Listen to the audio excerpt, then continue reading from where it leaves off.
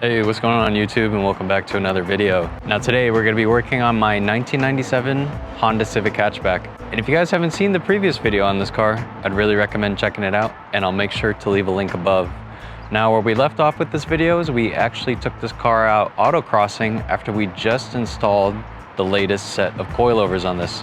So now it's on a set of max speeding rod T7 coilovers. But what I wanted to focus on today is actually something due to the idle issues that I've actually been having with this car. So for whatever reason, when I go past a certain speed and I bring it back to idle, it has a tendency to die. What I wanted to show you guys today is how to fix the surging idle that you might experience on an old Honda. But the only thing that's very unfortunate is that I actually broke off the little hood hinge that's down here, which is such a tragedy because now I have to use pliers to get it out every single time, unless I really wanted to hook up some vice grips. So I think I'll have to order this part, but this is completely unrelated to the video. It just literally happened 2 seconds ago. This is so annoying.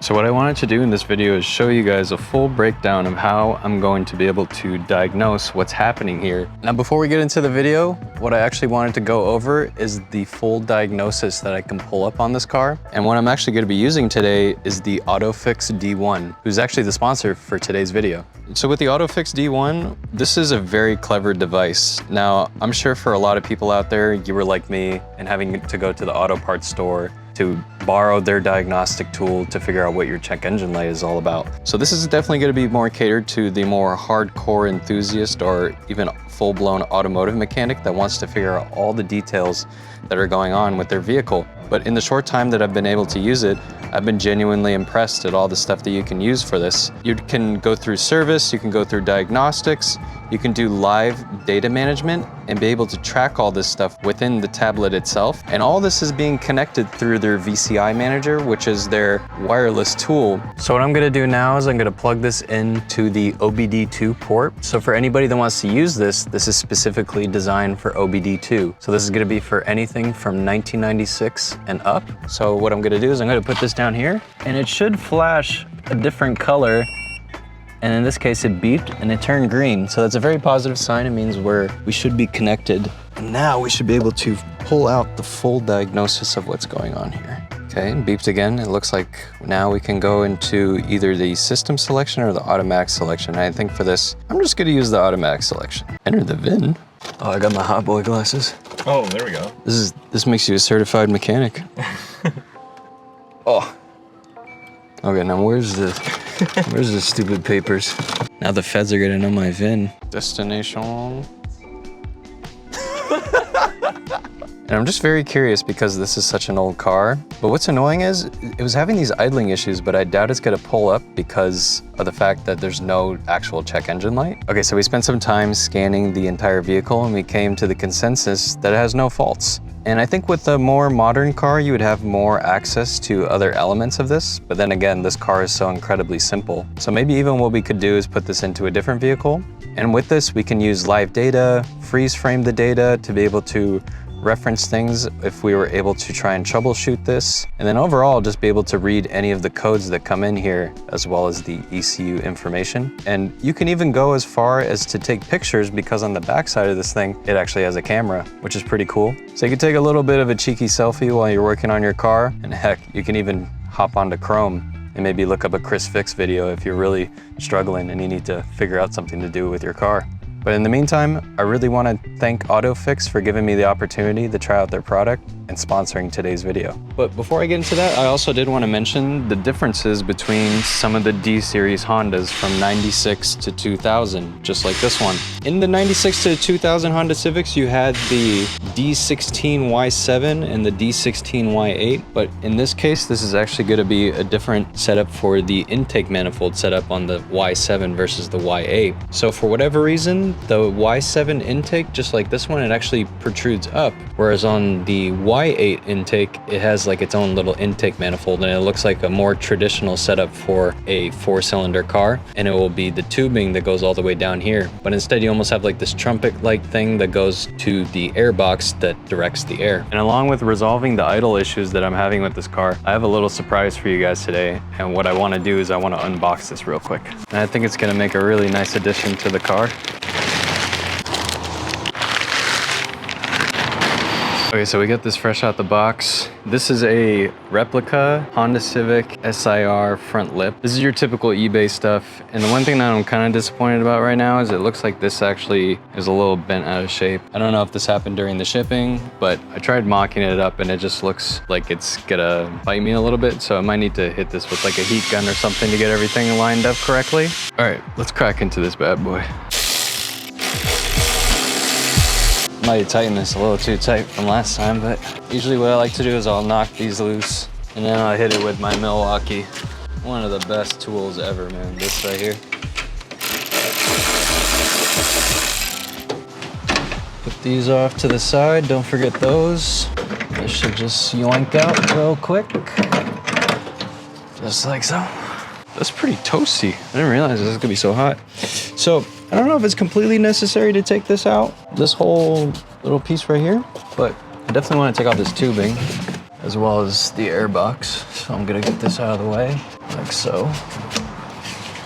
Then there's a bunch of these clips that come out of the way, like so. This should remove the top of the air box. This is actually my first time looking at the air filter. Doesn't look too bad. It could be a lot worse. Just give it a little. Looks like there's some 10mm bolts as well as this being held on by the air box. I want to get some needle nose pliers, pull this out. And a little trick is you can use the end of that to rotate it out, but the engine's still pretty toasty because I just drove here. Luckily, this thing isn't rusty. That's the one thing I hate working on rusty cars. Okay, so I spent some time, I removed the air box, the tubing, the front strut brace, as well as the bottom portion of the air box, and that's going to be really important because now we have the throttle body that's fully exposed. So now this will kind of give us an idea of how much carbon deposit and buildup has been happening underneath here. So typically what happens when this gets clogged up with carbon deposit, especially down here in the idle air control valve, is it will have a tendency to have the revs go up and down, up and down. So in this case, it actually doesn't look as bad as I thought it was gonna look. But I think just for further investigation, I'll probably go in here, I'll unplug this, and we'll do a little bit more of a deep dive here and be able to really further investigate what's happening here and how much carbon deposit is actually happening. And since the majority of this is just mechanical and being controlled by vacuum, it should give us an idea of what's happening here.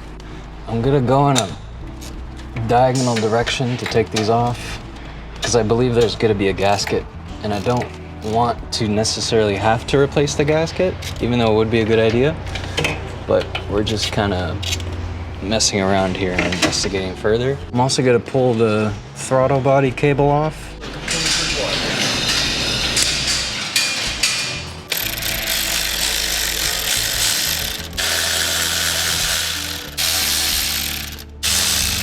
Also want to make sure that we plug this up. So I put a rag down here just in case, because can you imagine you lose a bolt and it goes all the way down there? Complete disaster.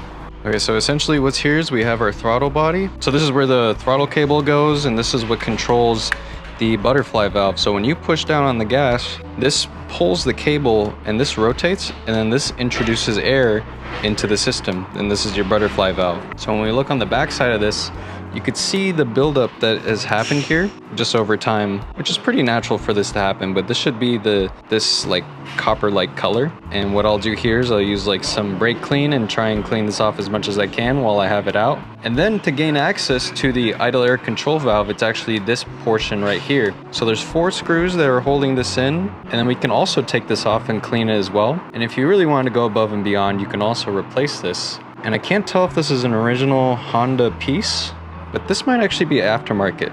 So maybe that's why I'm having idling issues, is because at one point in time this has been replaced and there's a gasket that goes in between here. But I think just for investigative purposes and just to show you guys, I'm gonna take this apart and we'll see in further detail what's going on. So you should actually use a throttle body cleaner, but in this case, honestly, brake clean works just as well. I mean, this stuff, you can literally clean anything. You could probably clean your toilet with this stuff if you really wanted to. And we'll see all that nasty stuff collect. See that? Look at how gross. But all it takes is even just a little bit of air being introduced, and it could give you a whole slew of problems. Wipe this down as best as we can. But I feel like somebody's been in here. I don't know why. Just kind of seems like it. Usually I like to go in a diagonal pattern just to knock them loose. Just out of good habit.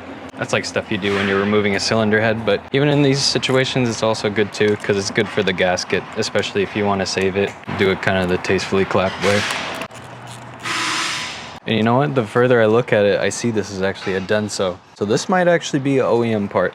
This stuff's kind of fun. Taking apart little intricacies of this dinky 1.6. It serves as a good place to learn how all this stuff works because it's relatively simple. This is all just air.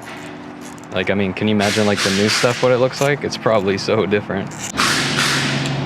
Okay, I'm gonna be very careful separating this.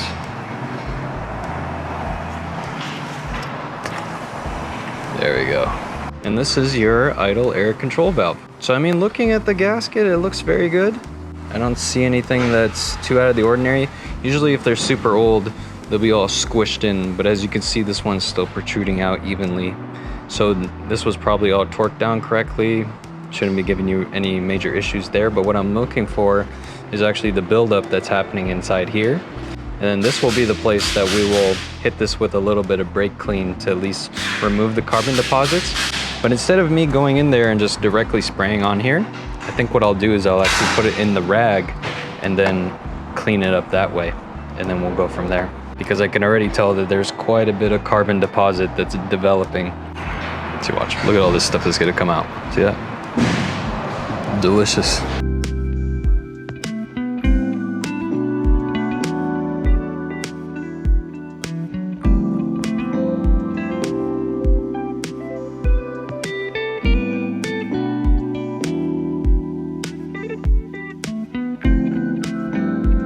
I'm actually gonna start the car right now and I'm gonna see if it made any sort of difference. Another thing that also could cause the low idle too is the adjustment with either the throttle cable or even with the distributor. You can move this, adjust the timing to see if maybe that's what's causing the issue, but I don't think that's what it is. You'd have to get a timing light and you'd have to take this cover off and you'd have to look and see how close it is in terms of alignment with where this is at. And you can even go pretty old school with it and just loosen these and just kind of rotate it until it feels good.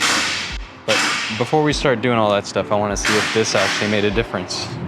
So one thing that I want to point out in this car that I've just started to notice after taking it to a couple autocross events is the wheel. Look at the steering wheel. When I twist like this, it's so loose. So I think that's something on the to-do list for this car is definitely upgrade the steering wheel because, to be frank, it's really terrible. Gotta give it a go.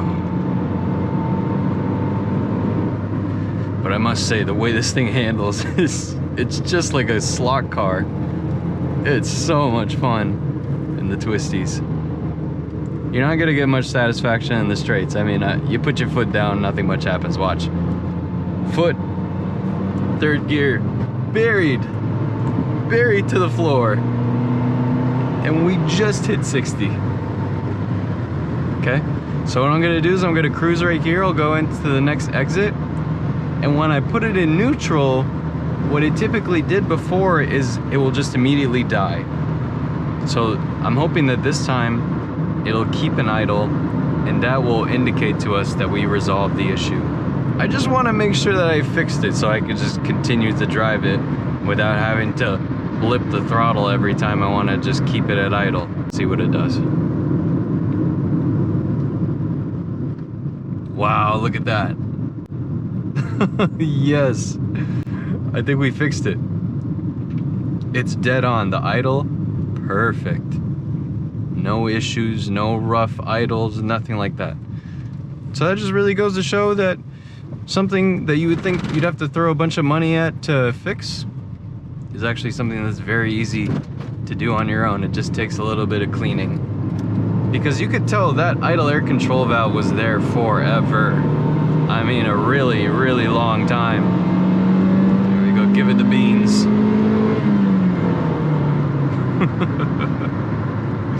Okay, so the car seems to be idling a lot better. So I hope you guys got some good information on this for anybody out there that's looking how to resolve a rough idle or a surging idle on an old Honda. But a lot of the concepts could also transfer over to any cars from the 90s and 2000s that have fuel injection. I'm gonna have to save the front lip for another video. I don't even know if I'm going to use it. I'm still kind of thinking about it. I spent some more time trying to mock it up, and it did actually look pretty spot on if I just wanted to spend some more time with it.